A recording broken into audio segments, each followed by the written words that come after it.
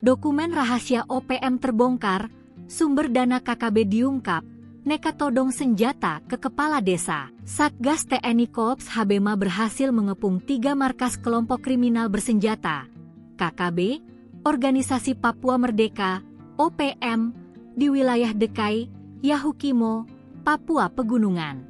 3 markas yang dihantam TNI itu merupakan basis aktivitas KKB Kodap 16 Yahukimo. Dalam operasi tersebut, aparat TNI menyita sejumlah barang bukti milik anggota OPM. Di antaranya senjata organik dan beberapa senjata rakitan laras panjang, amunisi berbagai kaliber, alat komunikasi, perlengkapan optik, senjata tajam, atribut bercorak bendera bintang kejora, dokumen, logistik hingga uang tunai jutaan rupiah.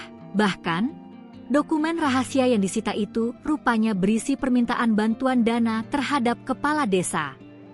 Diduga OPM menekan para kepala desa di wilayah tersebut untuk mendanai aktivitas ilegal mereka dengan ditodong senjata. Danmun dan Satgas Media Kops Habema Letkol Infantri Iwan Dwi Prihartono menyebut pihaknya akan menyelidiki lebih jauh bagaimana intervensi dan upaya penekanan dari OPM terhadap kepala desa tersebut. Sementara itu, Panglima Kops TNI Habema Maijen TNI Laki Afianto mengklaim tak ada korban jiwa dalam operasi ini. Ia mengatakan bahwa penindakan tersebut bagian dari upaya negara dalam menjaga stabilitas keamanan serta melindungi masyarakat dari ancaman kelompok bersenjata OPM.